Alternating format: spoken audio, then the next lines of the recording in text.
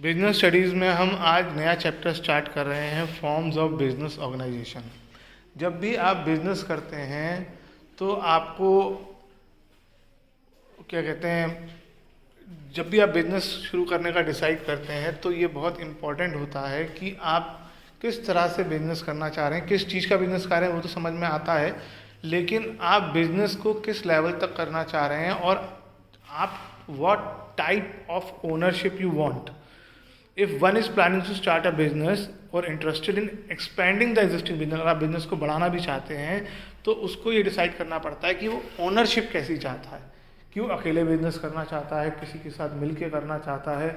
इस हिसाब से अगर हम वेरियस फॉर्म्स चूज़ करें अकॉर्डिंग टू द ओनरशिप के हिसाब से, तो 5 ओनर होती हैं। पहली है सोल प्रोप्राइटरशिप, दूसरी है जॉइंट हिंदू फैमिली बिजनेस, तीसरी है पार्टनरशिप, चौथी है कोऑपरेटिव सोसाइटीज़ और पांचवी है जॉइंट स्टॉक कंपनी।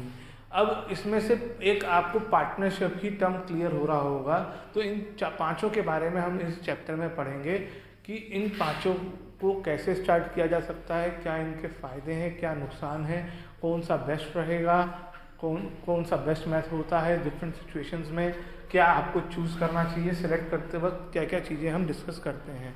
तो सबसे पहले हम पहले से स्टार्ट करेंगे, सोल प्रोप्राइटरशिप। सोल प्रोप्राइटरशिप में 2 टर्म है, सोल का मतलब सिंगल और प्रोप्राइटरशिप का मतलब ओनर, जो हमने अकाउंट्स में भी पढ़ा है। तो सोल प्रोप्राइटरशिप का मतलब हुआ सिंगल ओनर। आपके घर के आसपास मैक्सिमम शॉप्स सोल प्रोप्राइटरशिप ही हैं, जहाँ पर सिर्फ एक ही दुकान का मालिक है, दुकान पर बैठता है। कुछ पार्टनरशिप में भी हो सकती हैं, वो बाद में पढ़ेंगे। फिलहाल हम सोल प्रोप्राइटरशिप पे जोर लगाते हैं। आपको बहुत सी दुकानें सोल प्रोप्राइटरशिप की मिलेंगी जहाँ पर मालिक सिर्फ एक ही है। तो सोल प्रोप्राइटरशिप क्या है?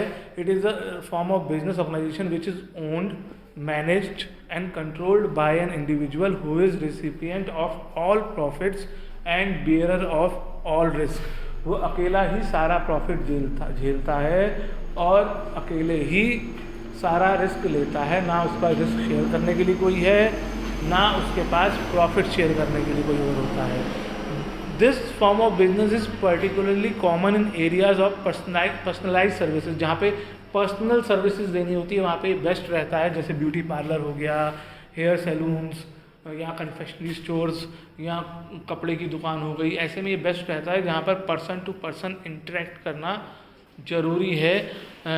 ऐसी दुकानें, छोटी छोटी दुकानें, ज़्यादातर छोटी दुकानें जो हैं, स्मॉल स्केल बिजनेस, और जहाँ पर पर्सनल सर्विसेज चाहिए होती हैं, वहाँ पर इस तरह का ऑर्गेनाइजेशन बेस्ट रहता है।